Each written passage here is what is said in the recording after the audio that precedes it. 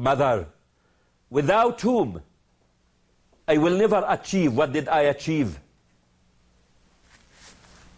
From Jabalia camp, to Cairo University, to London, to Italy, to Belgium, to Harvard, life taught me that nothing is impossible in life.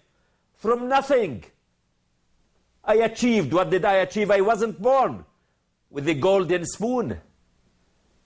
The only impossible thing in life I believe in is to return my daughters back. But I can keep them alive in the minds, hearts, souls of people. And they are alive.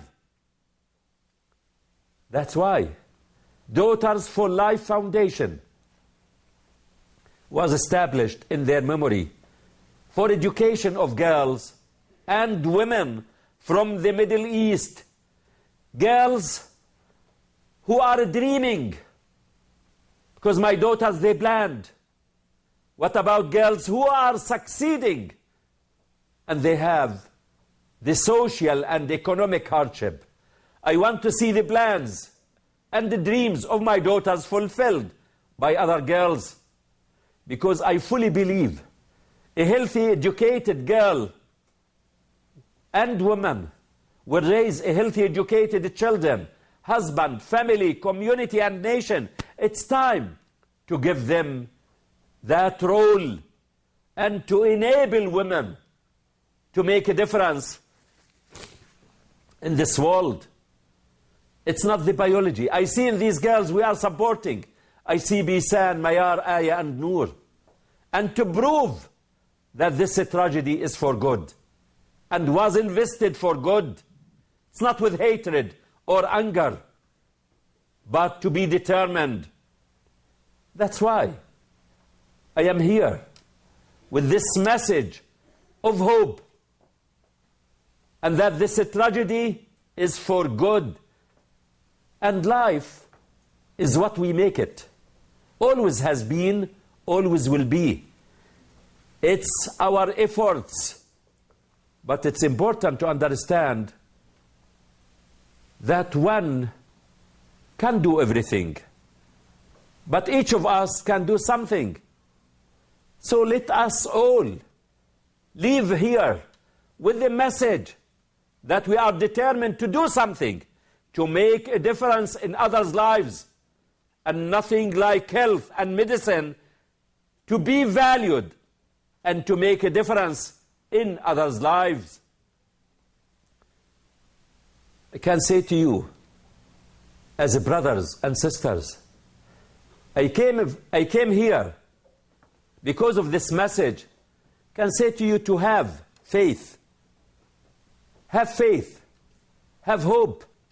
But most important is to take action and to be determined that you are going to act and to make a difference in this world.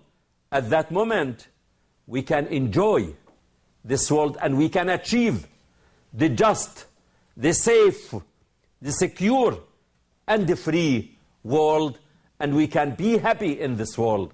Thank you, and God bless you all.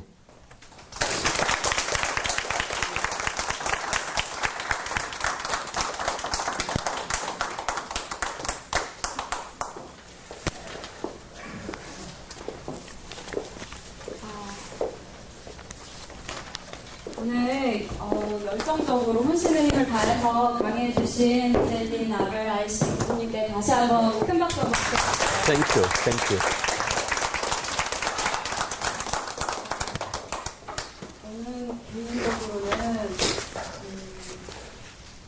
모든 사람들이 다 나한테 어떤 나쁜 짓도 다 할 수 있지만 내가 꿈꾸는 것을 막을 수 없다, 이런 말씀이 되게 많이 와닿았었는데요. 여러분들도 이 강의를 듣고 다 가슴속에 담으시는 날이 있으실 것 같아요. 너무 감사드리고요. 지금부터는 Q&A 시간을 좀 가지도록 할게요.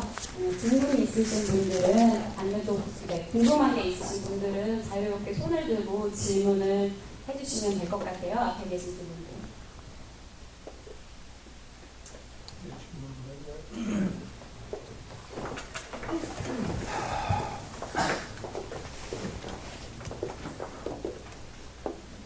Thank you very much. Yeah, I'm not asking anything to you. It was you are really evangelist for the peace, health, and also justice, including all good values. I felt very shameful while listening your speech that we've been silent, even though we know something is happening, and we don't try enough to change the environment, to understand others' suffering. This is a time we should go forward and do more action as you do, and hope that you continue your valuable work and go around the world and then spread this a very strong message. And I'm sure most of the audience didn't quite understand all of your speech, but they felt the communication is not just by the spoken language, but we all felt your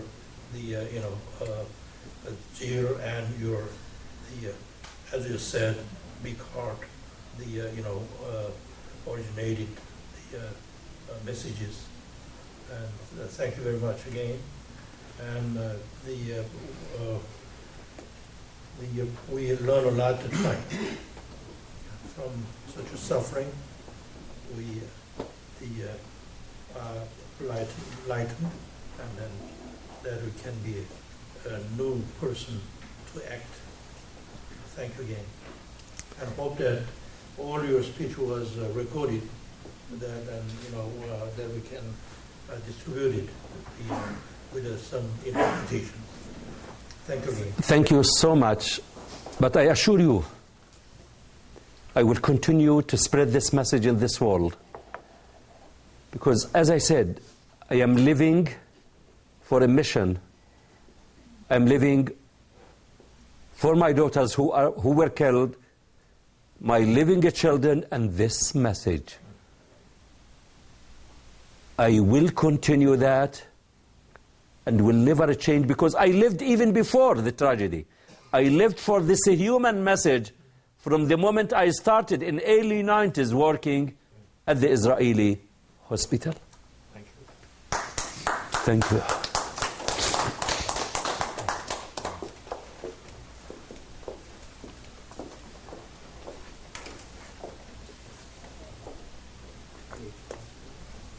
Okay, Matthew from Liberia, but I'm still a master's degree student in Korea. I appreciate your presentation, and I'm so much in sympathy with what really happened.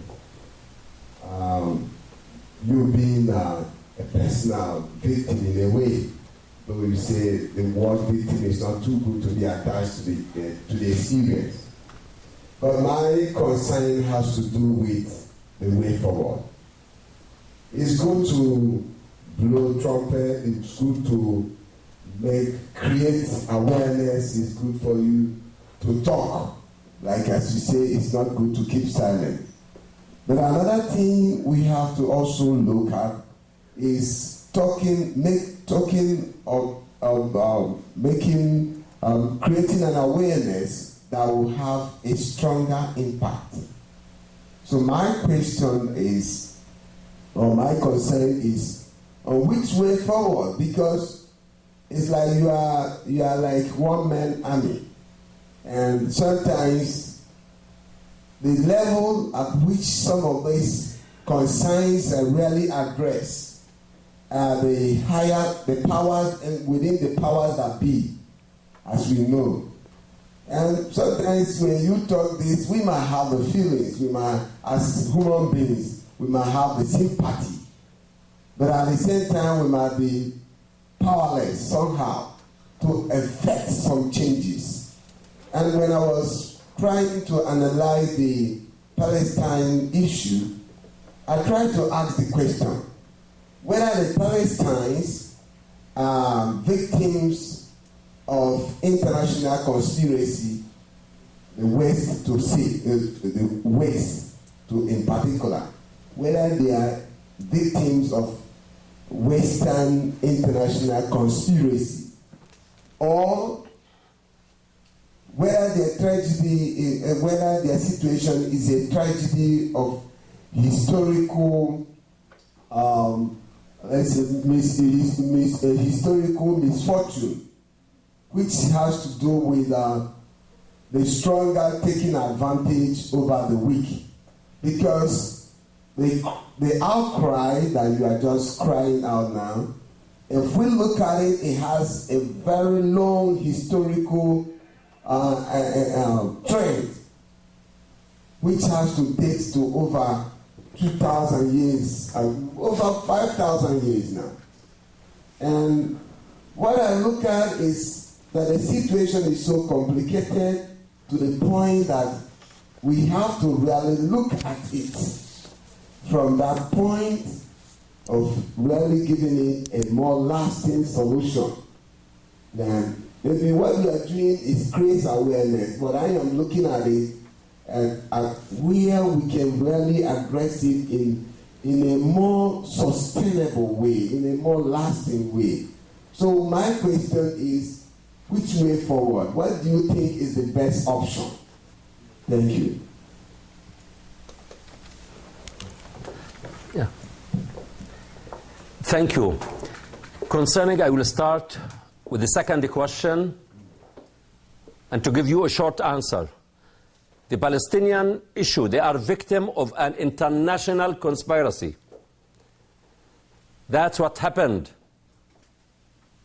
All of the world is blamed about it, and the international community is behind it.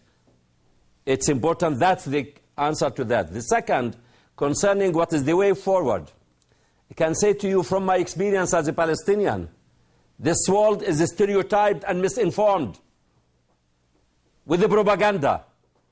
So it's our responsibility, because the enemies are ignorant of this world, and they are not aware about what is happening in this world, and even in Africa, everywhere, they don't see it. So it's our responsibility to increase awareness, and the one who knows to tell the one who doesn't.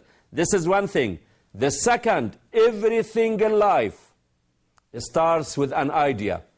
It starts with one, and we must not underestimate the power of one. Everything, even if you go backwards, all of the messages from God, they came by one. It started, the angels, the prophets, they started with one. So we don't need to underestimate the size of the action and the idea, and then it needs followers. So the power, we need that. Even the impact, these leaders, what do you speak about the political leaders? From where did they come? Who brought them? They didn't come with parachute or from the sky. They came from among us.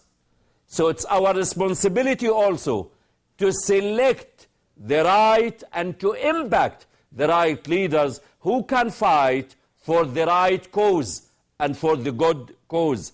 So the way forward, I say to you that this world is not going to be stable and free as long as Palestinians are not. So it's time for this world to help the Palestinians and to save this world. I say it to even to Israeli friends, to North American Jews. Israel's safety, security, dignity, a freedom, a future is not in the States. Don't search for it in the States. It's in the Palestinian safety, security, freedom, and the future. They will never be safe as long as Palestinians are not. And it's the shortest way to admit the rights of the Palestinians, which are recognized by the international community. And this will save a lot of the efforts. And as I said, many empires, they came and they left. Many tyrannic regimes, They came and they are gone. Anything that is built by force is not sustainable and will never stay forever.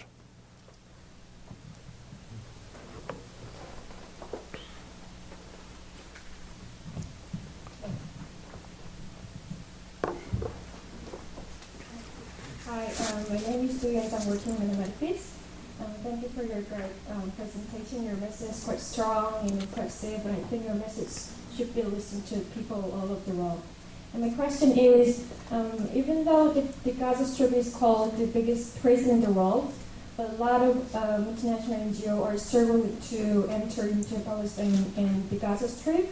And in case, what do you think, or what do you want a lot of international NGOs to have, or what kind of perspective should the NGO toward the people in Palestine? It's good you mentioned the NGOs for the Palestinian people in Palestine.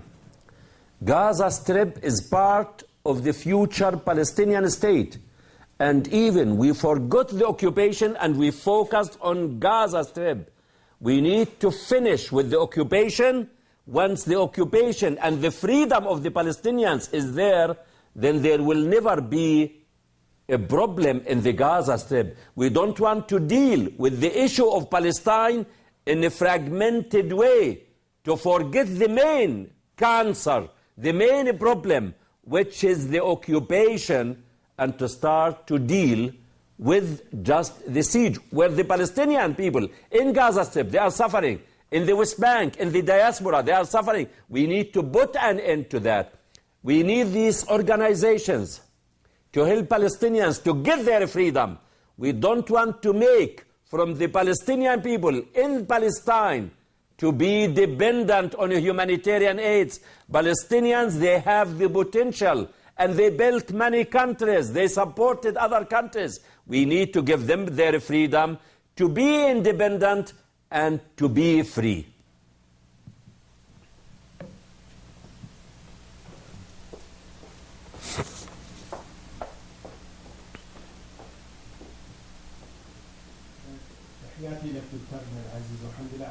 Allah يسلمك تسلم.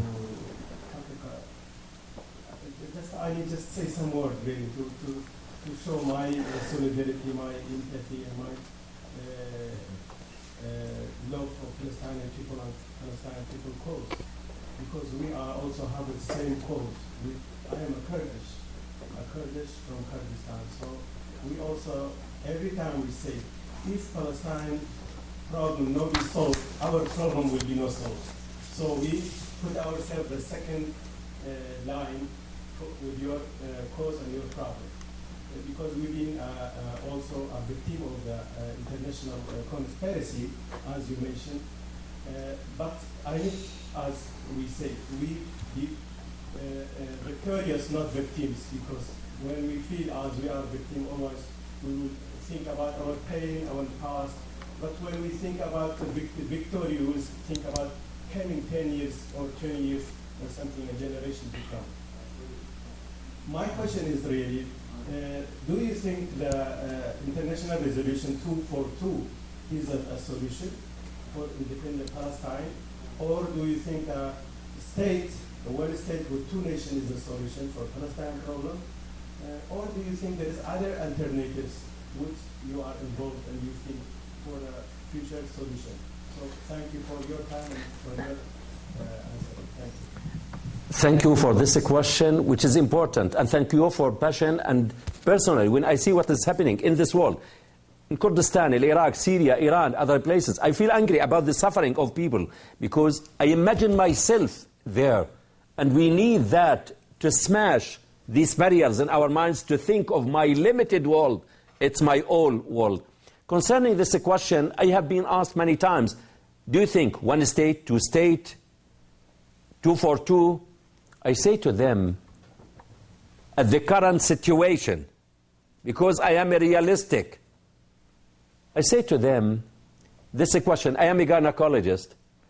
It looks for me, at this situation, at this time, of complexity and difficulty of the situation, it's not impossible, but it's difficult. The Israeli government, what are they doing?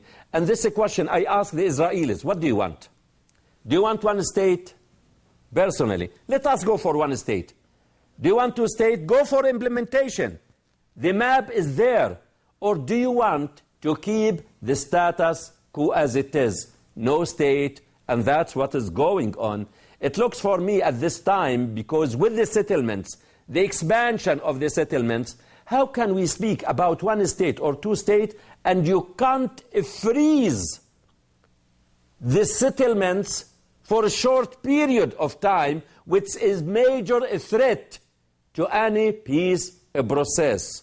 Even I remember it, Avigdor Lieberman, when they asked him about freezing the settlement, he said to them, don't dream to freeze the settlements for 3 months, 3 weeks, 3 days, or 3 hours. And I come back because the Palestinians are suffering.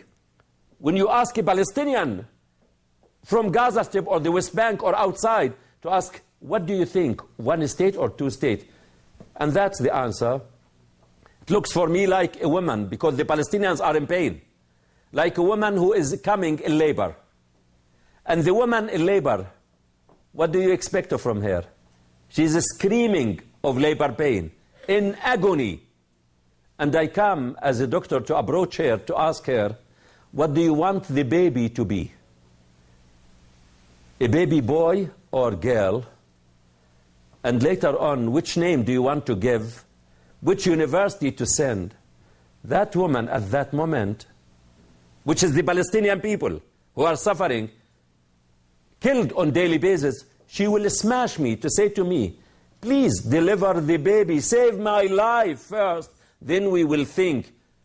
So we need to save the Palestinians' life and to start to show, to send signals that there is a way to implement 242, which I am supportive of two-state solution.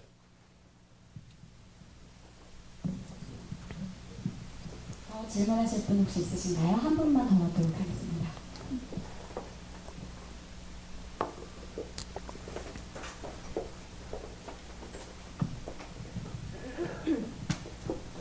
Thanks for your speech. I'm Christian and I'm a doctor. My question could be a stupid one. Perhaps you already commented about my question, but do you think the Palestinian people can get back their land and they could live in peace again? I mean, because the reality is harsh. I totally agree with your idea, but the reality is harsh. Do you think without military action, the Palestinian people can achieve their goal